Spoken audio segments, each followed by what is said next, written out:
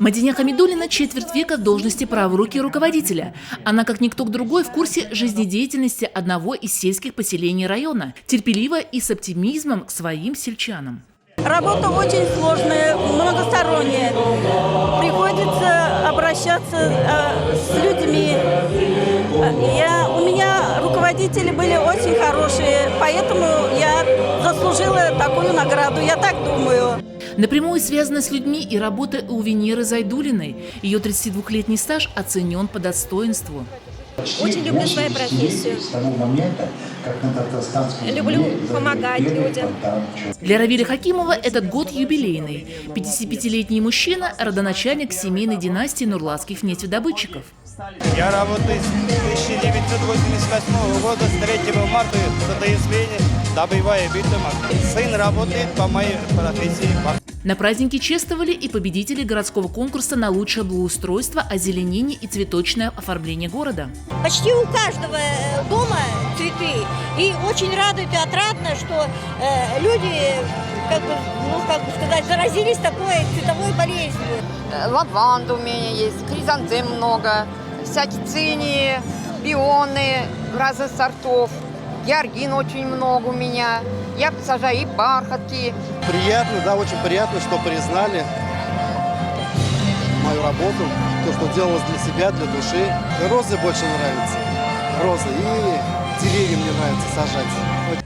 С профессиональным праздником всех нефтяников и жителей города поздравило руководство нефтяного предприятия. Наша сила в сплоченности, единстве, способности вместе преодолевать испытания. Благодаря этому мы с уверенностью смотрим в завтрашний день, открываем для себя новые возможности и перспективы, вносим свой вклад в процветание нашего края. Вместе мы не раз доказывали, что нам по силам преодолевать любые препятствия, стабильно развивать свой край, свои предприятия. Как отметил глава района, в том, как выглядит Нурлат, неоценима заслуга добытчиков нефти. С их приходом развивается социальная сфера района, совместные усилия на благо родного города. В нашем районе успешно реализуются многие республиканские государственные программы по строительству и капитальному ремонту жилья, дорог, социально-культурных объектов, общественных пространств. Любите свой город, гордитесь его прошлым, созидайте настоящее, и его история будет складываться из ваших имен. На праздничном мероприятии прошло награждение лучших работников разных отраслей. На площади работали мастер-классы по творчеству, зоны с мыльными пузырями и пенной вечеринкой с пиратами. Актеры-ходулисты театра «Легкие крылья» поднимали праздничное настроение, работали фотозоны. Представители культурно-национальных автономий славили мир, согласие, дружбу многонационального района нашей республики. Участники художественной самодеятельности под праздничной мелодией славили труд работников всех отраслей деятельности района и добытчиков черного золота. Нефтяники, в свою очередь, преподнесли подарок всем гостям и жителям города Нурлат.